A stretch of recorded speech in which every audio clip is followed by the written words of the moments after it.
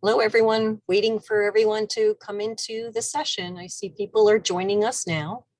We'll give it just a few moments more before we get started for tonight's program. And I thank everyone for joining us.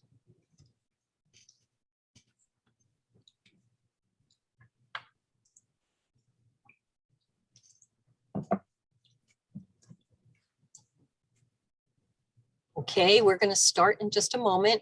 Please just give us a sec to make sure that I see people still coming in quite frequently. But I am conscious of the time, so we'll start in just a moment.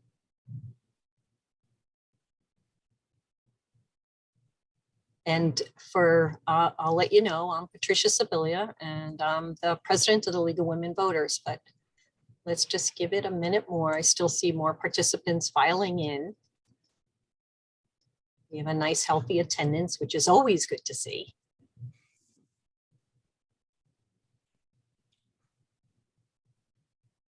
And we'll start in 1 minute.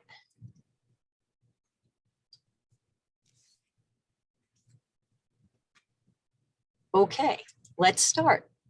Well, welcome everyone.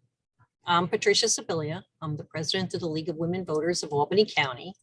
And on behalf of the One Person, One Vote Coalition, I welcome you to tonight's event. The One Person, One Vote Coalition is made up of several organizations, and in partnership with the Capital Region League of Women Voters chapters, the Capital Area Urban League, and other organizations, we bring you tonight's program.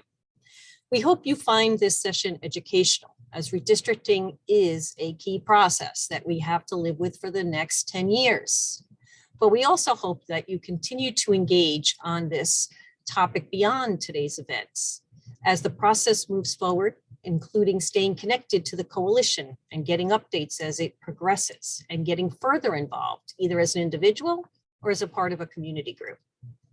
During this presentation, you can enter the questions you may have in the chat, and we will stop several times along the way and answer some as time allows. We'll formally end this session tonight with action steps that you can take, and a survey will go out afterwards that will help us to receive feedback, but more importantly, allow us to stay connected with you if you're interested. We scheduled this session for an hour, and we want to be considerate of your time. So we realize, though, there's lots of material we'll be covering, so we'll end this session as close to on time as possible. But then we stay on and offer any questions that remain unanswered. But now I turn this presentation over to Steve Elliott, and I need just a minute to bring up our slide deck. Let me just share my screen.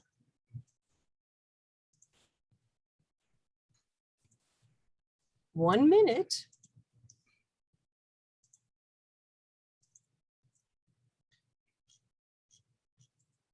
Oops, there you go, Steve. Thank you very much, Patricia. Pardon me. Good evening and welcome to Redistricting 101, the Capital District Edition. Tonight we'll be discussing 4 aspects of redistricting. What is redistricting? What is gerrymandering? Redistricting in New York State, and how you can have an impact. Now there's a lot of information here and I will be going over it fairly quickly. So I encourage you to focus on the main points now and then go over the presentation again later. There's also a list of resources at the end. Next slide. So let's dive in. The first question is, what is redistricting? Redistricting is everything that goes into the drawing of legislative district maps. These include maps recreating our congressional districts, our state senate districts, and our assembly districts. It also includes drawing maps for most county legislatures and some municipal councils and boards. But tonight we'll only be talking about the first 3 types of map making. Next slide, please. So here's an example. This map shows New York's current congressional districts. There are 27 of them, and each one is a different color. The dark blue lines on the map are the county boundaries.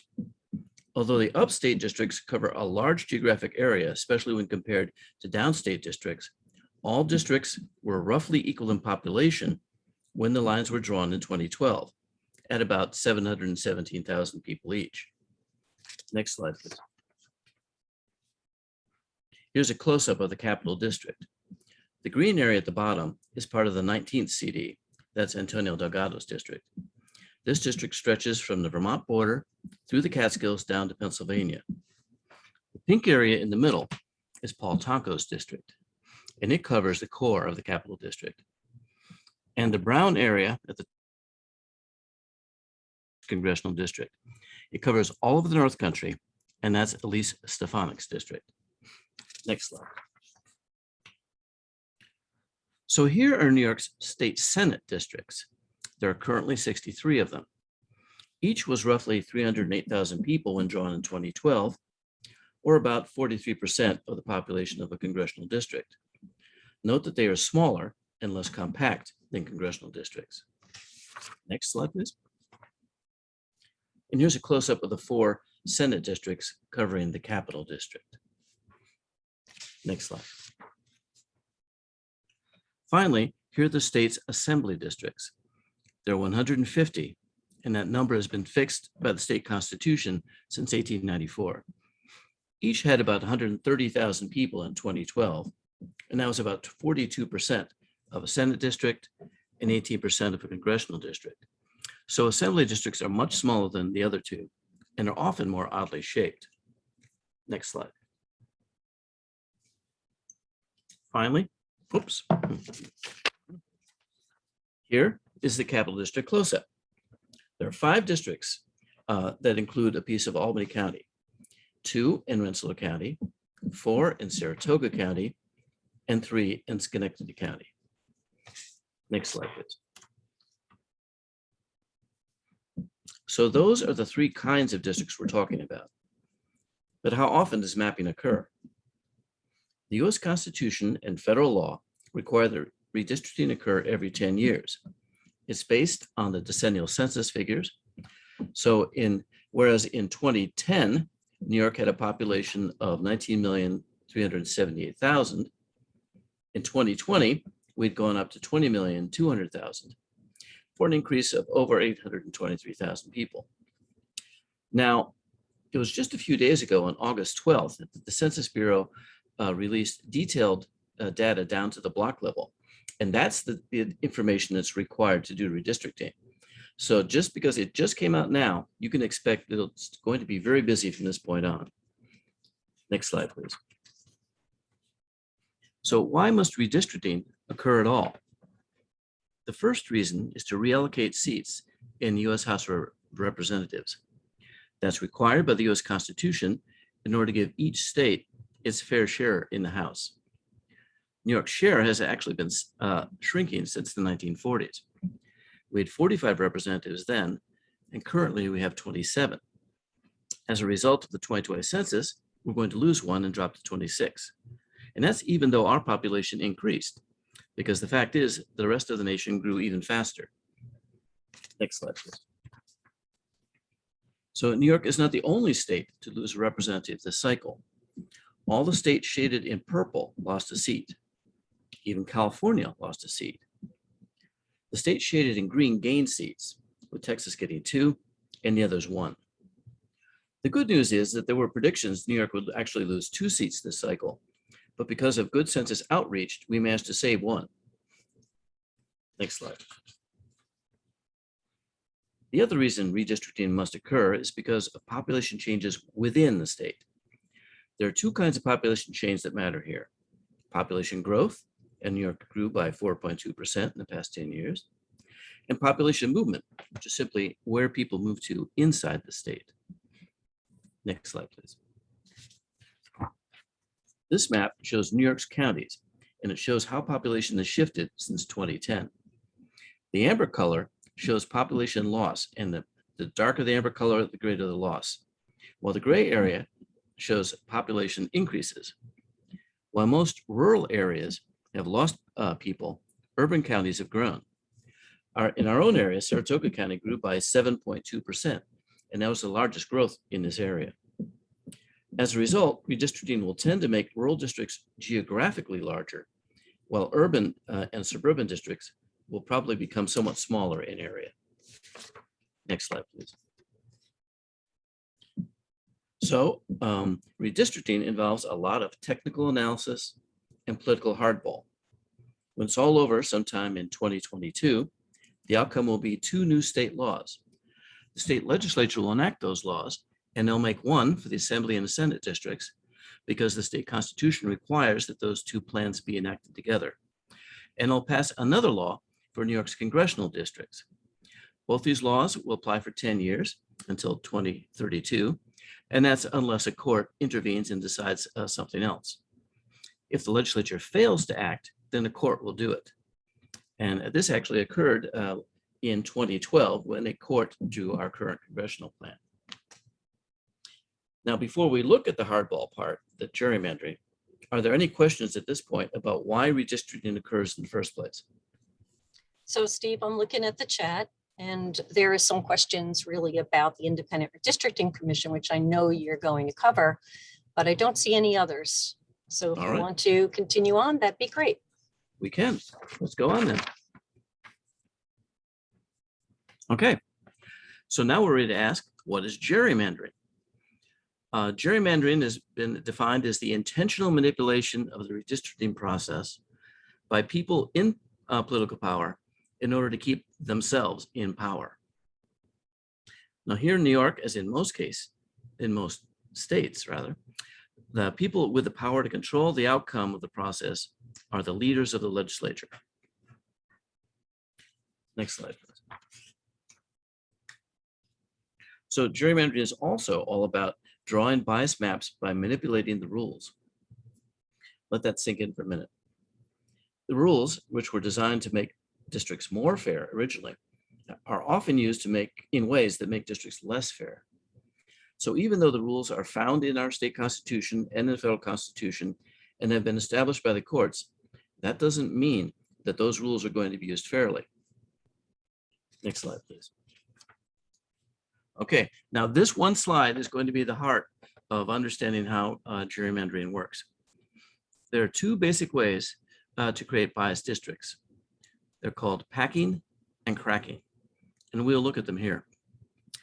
Let's consider a simple case where you have a square area made up of 64 smaller squares. And you can see that most clearly in the yellow square on the left. Each of the small squares inside has a dot representing 1 voter. And let's say your job is to create 4 districts out of those 64 pieces. There's some rules that dictate how you do this. The rules say that all districts must be equal in population. In this case, that means each of those districts has to have 16 of those 64 squares. They must be contiguous, meaning they all have to touch. All the pieces inside have to touch, and they have to be compact. And it so happens that in this case, there are 32 red dots and 32 blue. And those represent the voters of 2 parties. They're equal in number, but they're not uniformly distributed. And that's the key point. If you look at the yellow square, you'll see that the blue dots are concentrated right in the center and also in the 4 corners, while the red dots are concentrated in a circle around that center. So it's that uneven distribution that makes gerrymandering possible. First, let's consider a fair plan, that yellow square. It's drawn with 4 districts that are compact, each with 8 red and 8 blue voters. And so that fact makes those 4 districts perfectly competitive. Next, let's consider the middle square. It's biased against red.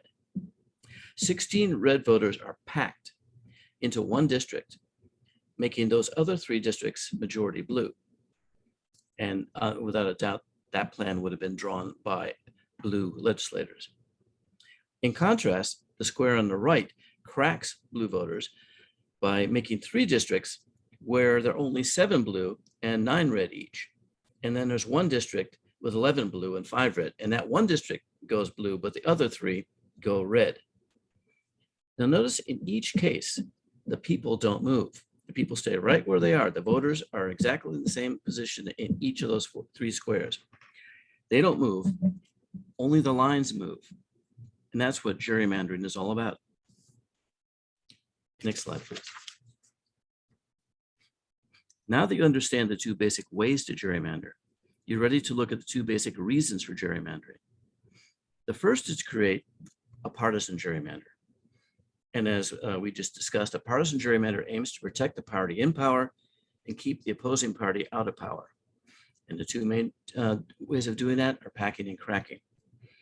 Another popular method of doing that is to find out where the incumbent, the opposing party's incumbents live, and then move the district lines into new districts so that the incumbent's home is just outside of that new district. Next slide, please. The other reason to gerrymander is to create racially biased districts. A racial gerrymander aims to reduce the voice of a minority community in government. And there are two ways to do that. One way is by reducing their chance to elect the candidate of their choice.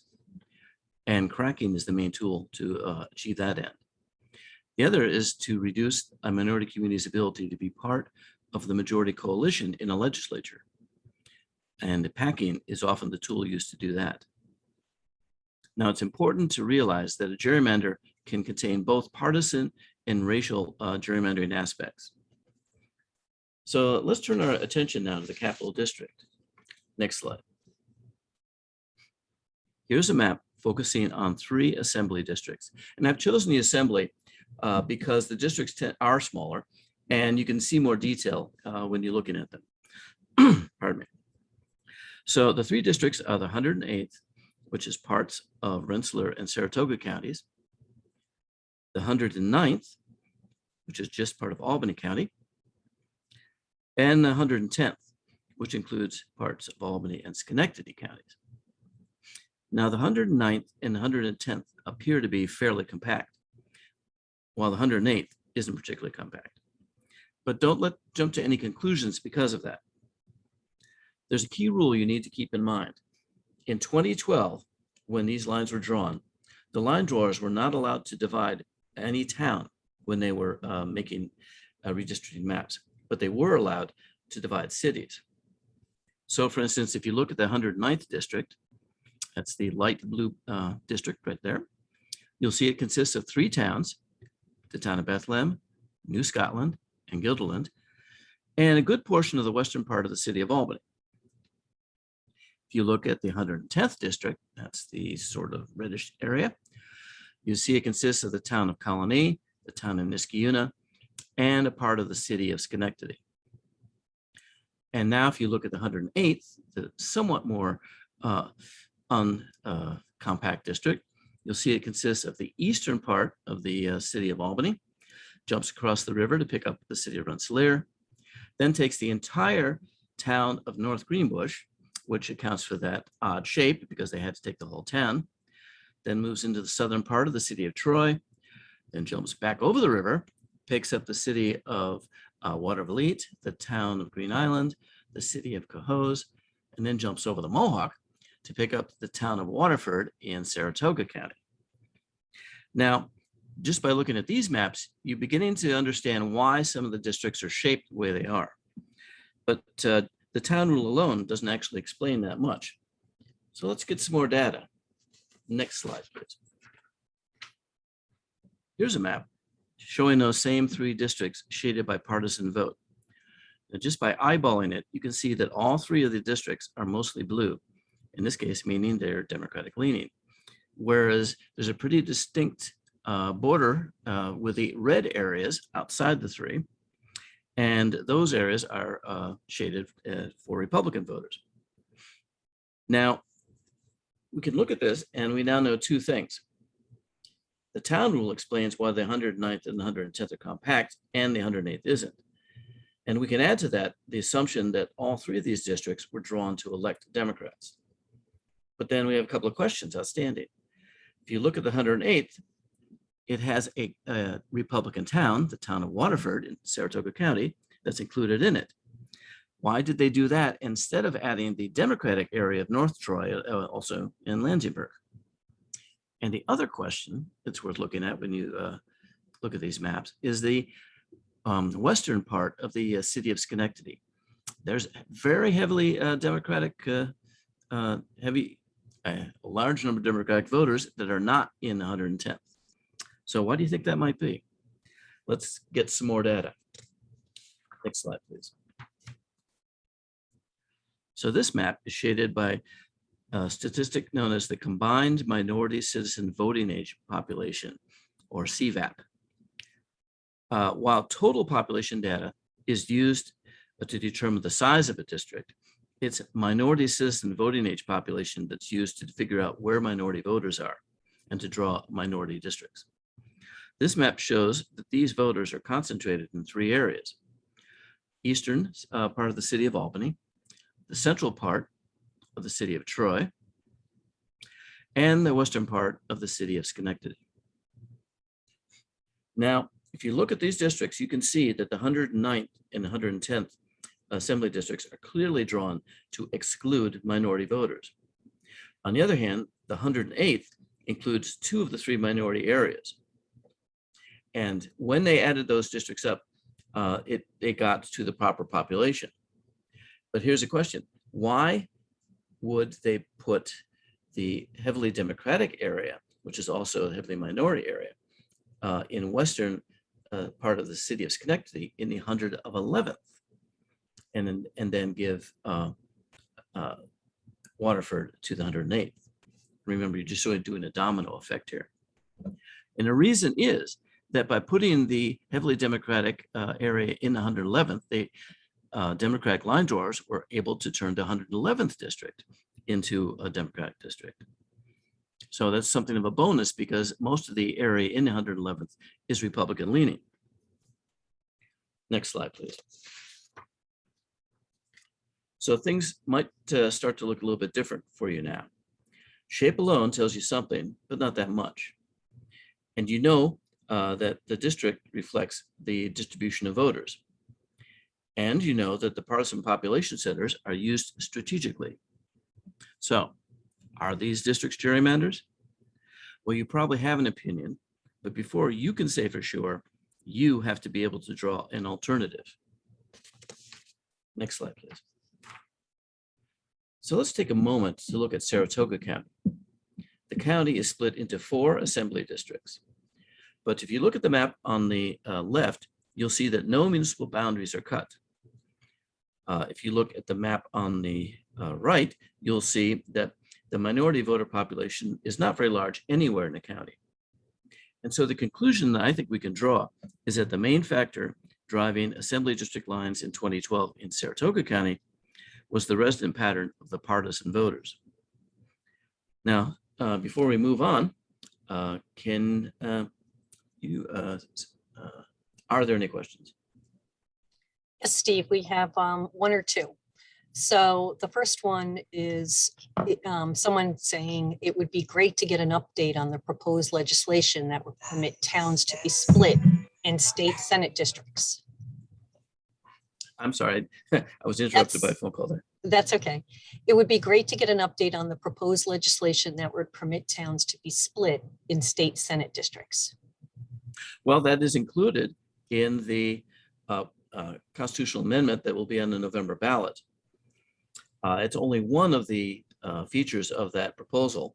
And in some, the League of Women Voters has determined that people should not support that change because it would weaken the bipartisan nature of the Redistricting Commission.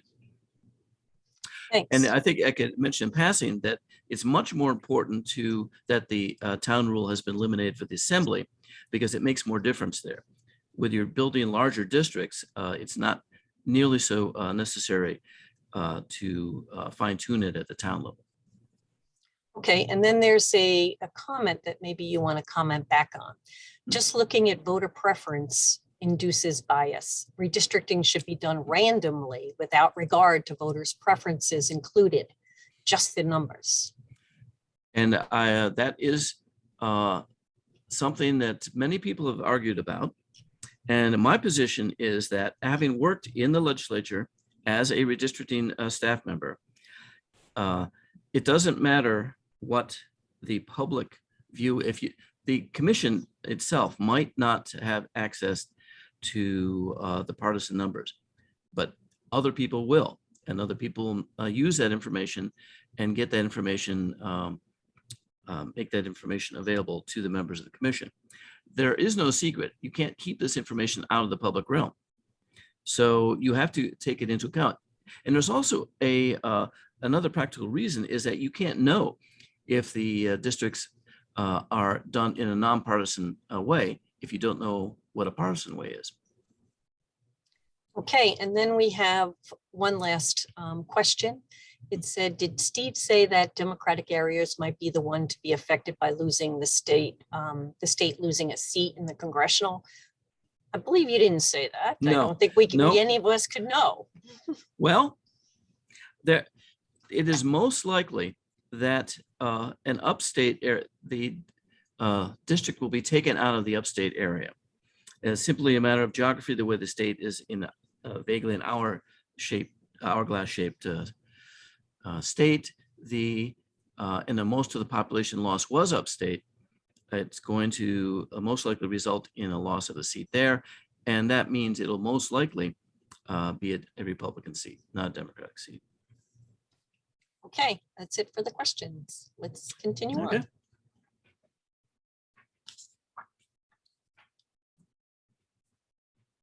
Okay.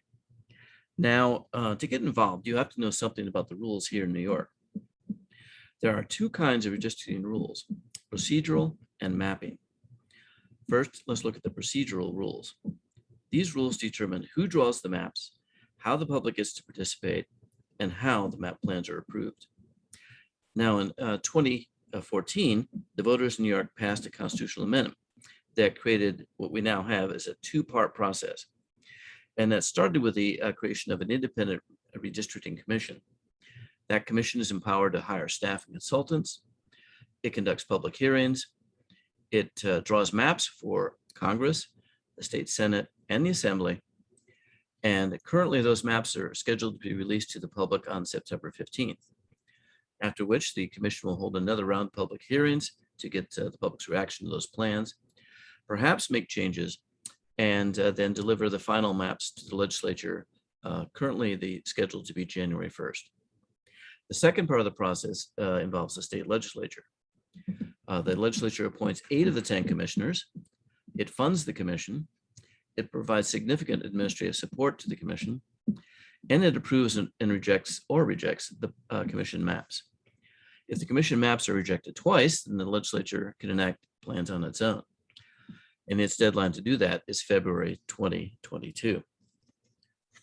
Next slide, please. So here are the 10 current members of the commission. I grouped them by the two parties to show how the commission is functionally divided. Although there are 2 non-affiliated commissioners, each of them is thought to be aligned with one of the 2 parties. Next slide, please. Now, the mapping rules are also laid out in the state constitution, and they're meant to provide standards for map making. Now, what I call the big 3 rules are the rules that must be obeyed. The districts must elect only a single member. They must have equal population, more or less, and they must be contiguous. The other rules are what I call, think of as the Darwinian jungle, survival of the fittest. These are the rules that are not required to be obeyed, but need to be obeyed depending on the situation. Such things as not abridging minority rights, following political boundaries, preserving core of existing districts. And note that preserving communities of interest is just one of these requirements. Now, none of these 7 rules are absolute. Each is in competition with the others. And the rule that wins is usually the rule that somebody wanted to win. Next slide, please. All this leads to what I call the unofficial redistricting process in New York. Now, the simple fact is redistricting plans can never be completely fair or neutral. It's impossible to maximize all the rules at the same time. One reason is the rules often contradict each other. Another is that the more rules, the harder it is to balance them all. And the flip side of that is the more rules, the easier it is to gerrymander. Now, reform means unmasking the biased use of these rules. That means recognizing when they're in conflict, identifying who chose which rule to obey, and trying to find out why they did it. Next slide, please. Now, the National League of Women Voters has suggested a way out of the jungle. They recommend that there be a hierarchy of map-making rules so people can predict which of the rules will take precedence. This flowchart is a very good start, I think. It would have to be adopted to New York law, but I think it is sound conceptually. It begins with the key rules that must be obeyed, population and contiguity, and then it moves on to the promotion of partisan fairness, preservation of communities of interest, and then some of the lesser criteria. I think it's that hierarchy that makes a lot of sense. Next slide, please. The other part of the unofficial process in New York concerns the procedural rules. Now let's look at the commission. Fact of the matter is, the commission is split on partisan lines. The commission does not have adequate resources, and they just recently hired staff. They don't have any mapping capability of their own at the moment. And up to this point, their public hearings have focused on limited issues, not the whole pictures. When it comes to making the maps, agreement on proposed maps may be difficult given the partisan split of the commission. And another important thing to consider is that the commission shields the legislature from public scrutiny. And I think this is particularly important to keep in mind. The commission is out there to get the public's attention. But if you consider the legislature still has substantial control. The Senate and Assembly majorities are controlled by one party, but their leadership is untested in redistricting. Some may want the commission process to fail, and they might feel that if that happens, the legislature will have complete control. It also could be the case that if the commission fails, it'll be turned right over to the court.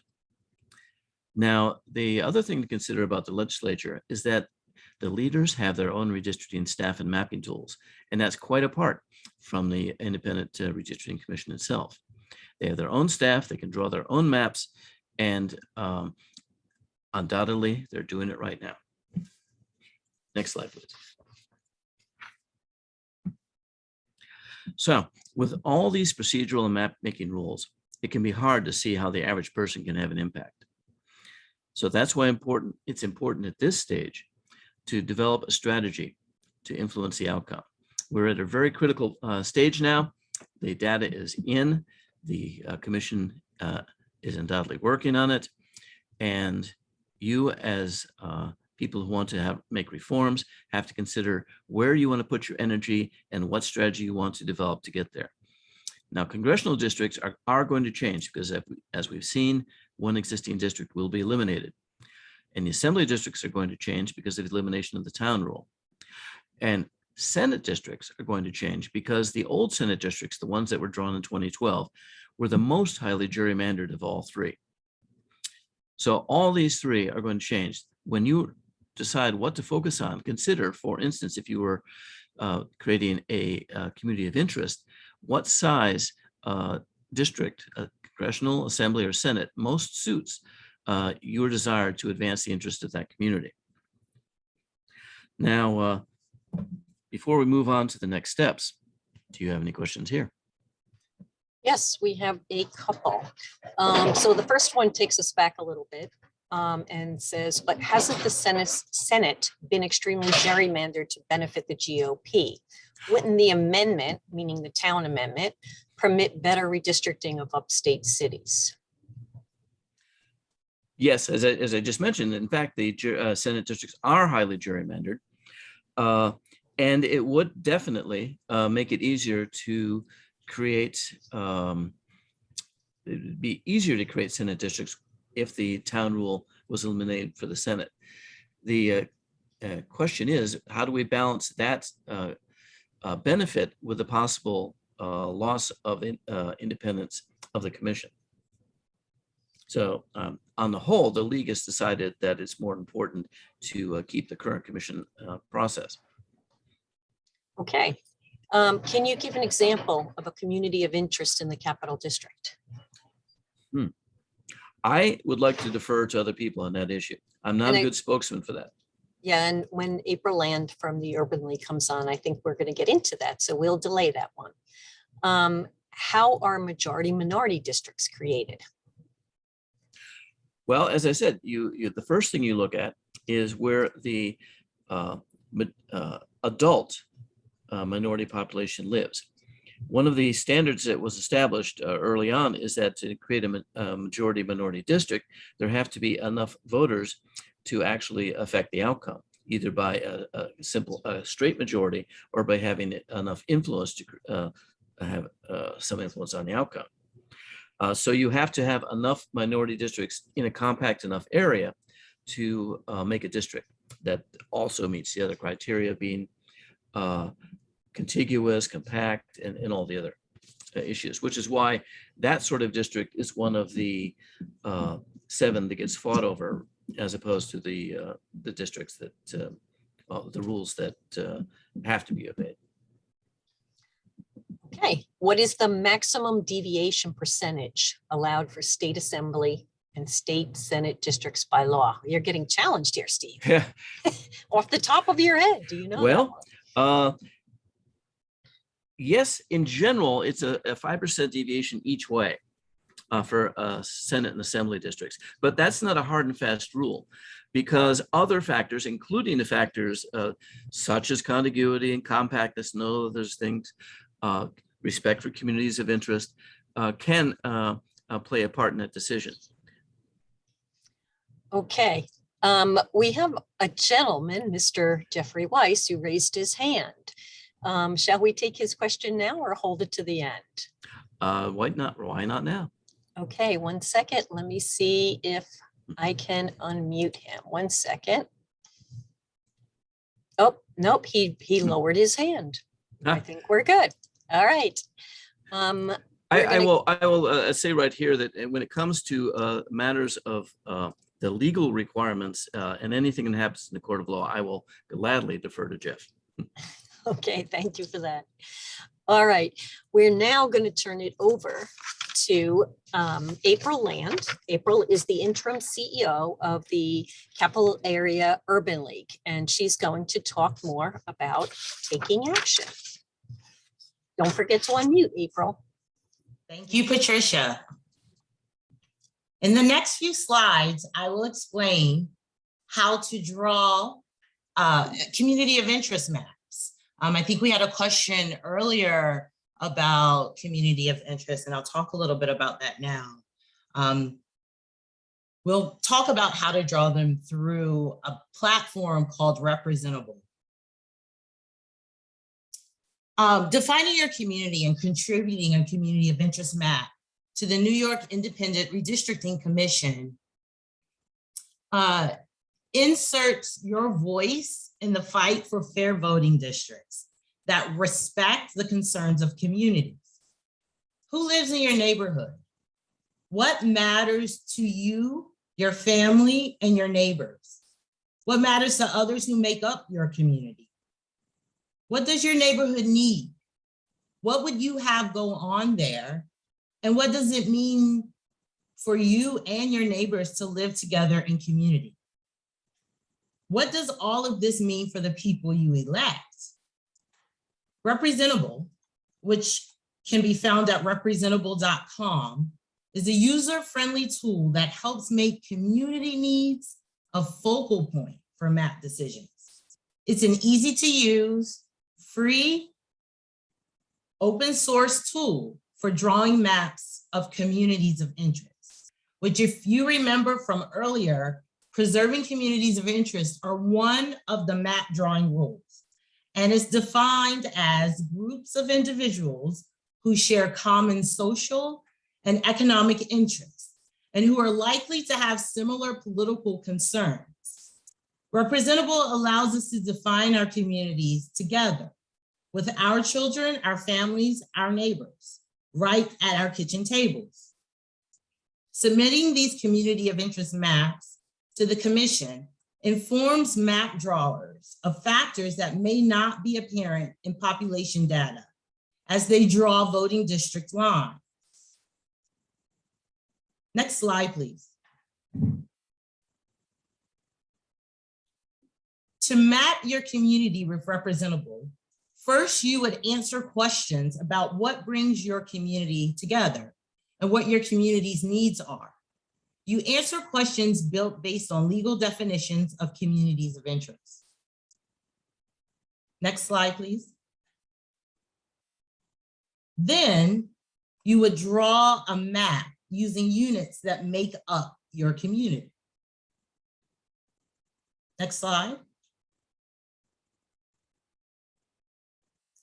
Lastly, you could download and share your map with the One Person One Vote Coalition, map makers, legislators, and others to communicate your community's needs.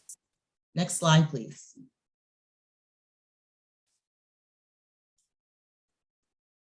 So what next? Step one, draw your map. We, the One Person, One Vote Coalition, we encourage you to draw a representable map for our community mapping drive in the capital area. Now you can do this by completing our post-event survey to let us know that you're interested in drawing and submitting maps with us. You can also go straight to representable.org, draw your map, and connect it to the One Person, One Vote community mapping drive for your county. Right now we have Albany, Montgomery, Rensselaer, Saratoga, or Schenectady counties that you could connect to the One Person, One Vote voting community mapping drive. Step two, be a part of the next round of commission hearings. And step three, learn about and vote on November 2nd on the new set of New York State constitutional amendments relating to the functioning of the Independent Redistricting Commission. I will now pass it back to Patricia and ask her to unmute so that she can wrap us up. Thank you. Thanks, April. I think, why don't we take a moment and talk about some of the different communities of interest that are you see in the Capital District. Please unmute.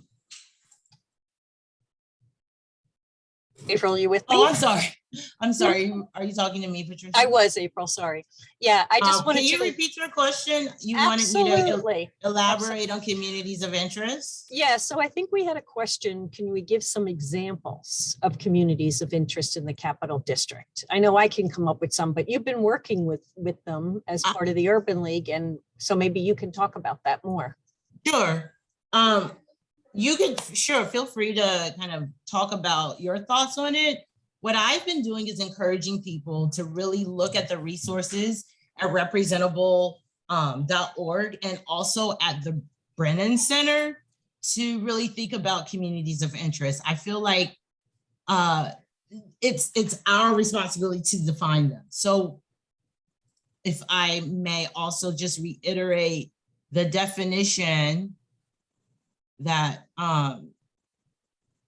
excuse me, that I've been relying on and that defines communities of interest. So groups of individuals who share common social and economic interests and who are likely to have similar political concerns. And based on that definition, I'm actually more interested in having folks define their own communities. And I think that's what Representable kind of helps us do.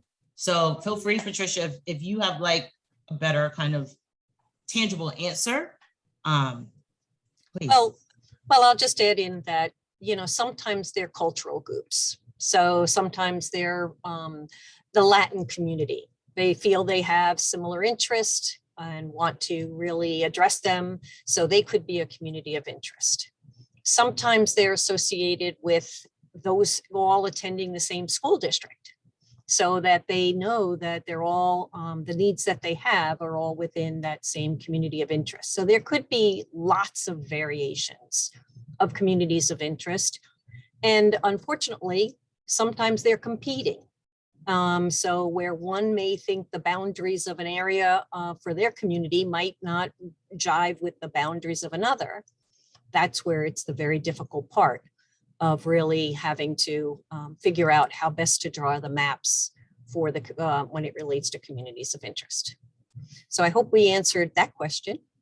And let me see if there is other questions. Stay on for a minute more. So they're currently, hold on. So there are currently none in the Capital District until this process is completed. Christine Permombo is asking about communities of interest, I believe, and whether there's none in the Capital District until this process is completed. It's the input, right, that we provide through these tools like Representable, right, April, that give the commission an understanding of them. Is that right? The commission, earlier, Steve talked about the rules for redistricting.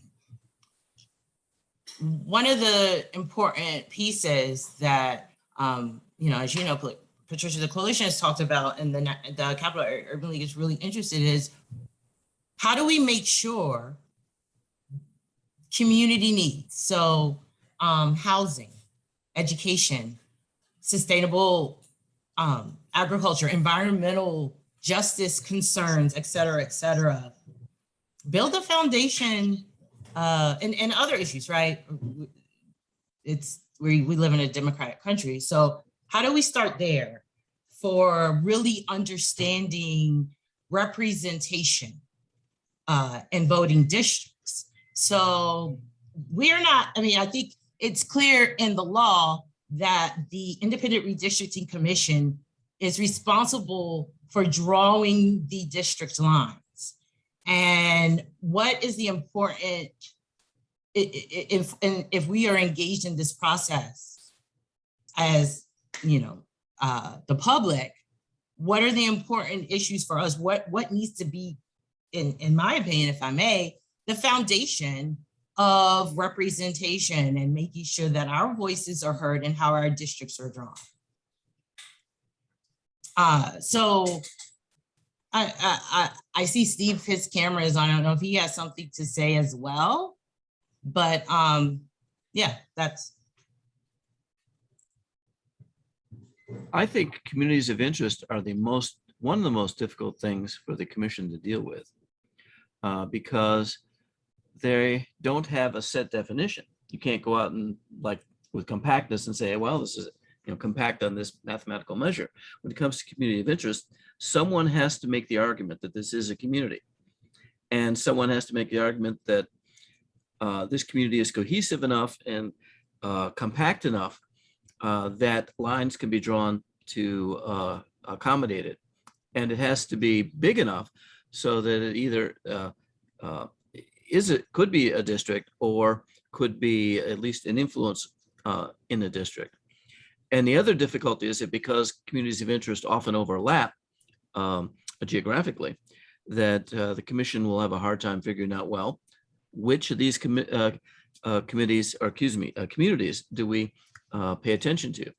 And my fear is that they'll simply listen to the largest and loudest and ignore the small ones. Yeah, and I do want to just, I think, April, you might have said this, but I just want to reiterate, when you're using Representable and drawing a community of interest, that's the building block that goes in really to when you submit it into the Independent Redistricting Commission. How they use that block is something that is up to them. But the key here is that we want to look very carefully when the maps come out and compare them versus where our communities of interest have been drawn to see. Go ahead, you go, April. Well, I think that we don't want it lost. Like I think it's been lost in the past, and it's a foundation of our democracy. So I think that in terms of, just because it's hard for the commission to comprehend or understand, or anybody, right? I don't really think, like I think the question was, give me an example of the community of interest. I'd rather not. I'd rather that person describe it to me. I don't, I could give you an example of my community. I live in a rural community in upstate New York. And where my community center is in my school district, but I think it might vary for different people. So that kind of goes to what Steve was saying about the complexity and how difficult, anybody wrapping their mind around it, in addition to the other rules, right? So I just think that just because it's difficult doesn't mean that we should ignore it or that we shouldn't jump headfirst into it. So ultimately, we are encouraging the public, draw your own map, figure it out. If you have questions, we're accessible. And if we don't know the answer, we'll find it. And I also think that this is a lot of information to process. So what better way than to, draw your own community of interest map that will influence, because we can submit them, on the website at any time once you've completed your map, influences what the Independent Redistricting Commission draws. So I think whatever is submitted is public input and is valuable. It's a way to have your voice heard in the process for sure. Okay, I'm going to go to the next slide, but so that we see the resources that are available to people. This slide deck will be available after when we send out the survey. We'll be including the copy of the PowerPoint with it. But at the same time, there is a question that came up. Is it realistic to think that the commission will be able to develop meaningful maps by September 15th deadline if they have just now obtained staff with map making capability? I didn't know there was a September 15th deadline. That's the official deadline. It's going to be extremely difficult for them to do it. I think that there's a good chance that they'll hire consultants to do it. Pardon me. It's also the case that the people may recall that there's a legislative task force on demographic research and reapportionment. It's a commission of the legislature. It still exists. It was the one that worked with the Census Bureau to do the geography of the current line drawing, the layers of data required to do that. As I say, it still exists, at least in law. And I suspect that those resources may also be brought or made available to the commission. Lat 4, right? Yep. Okay. That pretty much, do we have any other questions? Because I think that pretty much concludes our presentation. Let me just see if there's anything else. But I wanted to just take a minute to let you guys know that we're hoping this is the first of many interactions with the public, with the communities on this topic. A lot's going to go on as we go forward from here. It's all just starting. So again, we're going to put out a survey. We'll have the slide deck available to you as well. We hope to post a recording of this meeting. Might take us a little bit to edit it down and have it posted on YouTube channels and websites and so forth. I did just get a question on this perplexing oh, no, it's a thank you. On this perplexing topic, you've provided a crystal clear explanation, straightforward and informative. Thank you.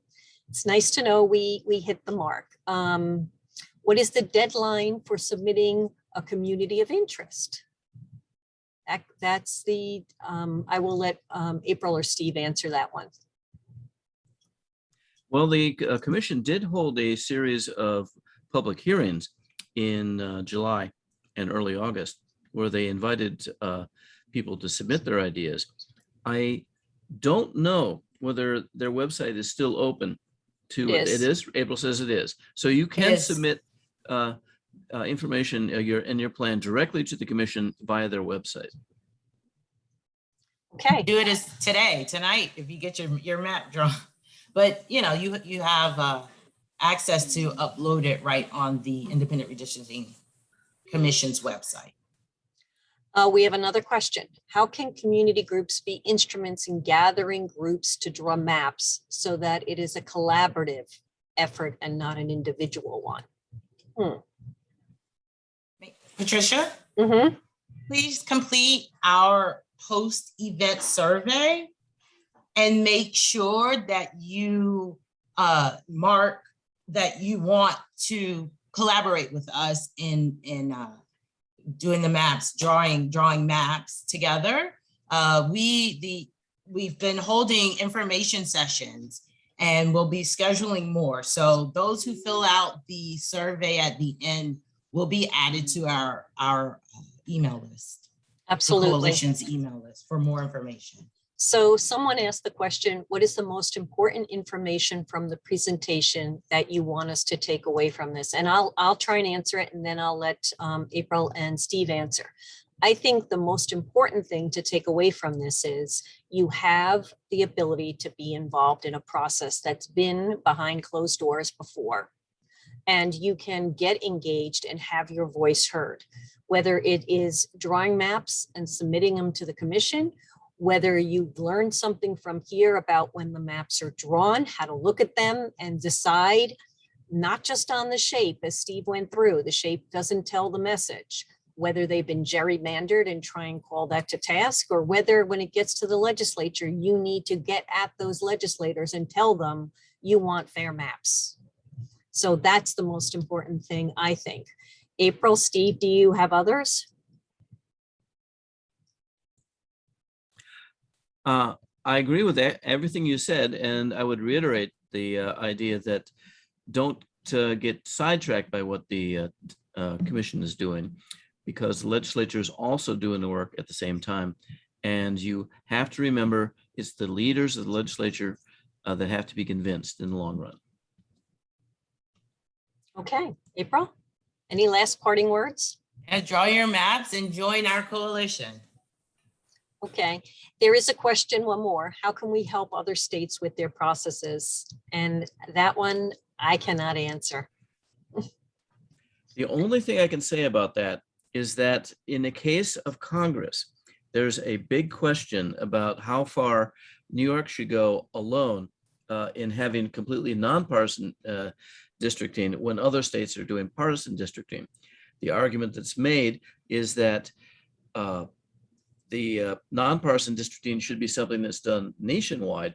And the only way to do that at this point is to support the voting rights acts that are currently being debated in Congress. I would strongly recommend that people look into that and to make their opinions known to your members of Congress and senators. Yep, that's a perfect answer. I should have known that since I just spoke on it and then forgot. All right. I don't see any other questions. Yep, call your senators and vote for S1. And also see today's editorial in the Times-Union. And with that, I thank everyone for really joining us in this, I hope, was educational session, and we'll be sending out a survey afterwards. I thank everyone for your time. So with that, have a good one. Thank you.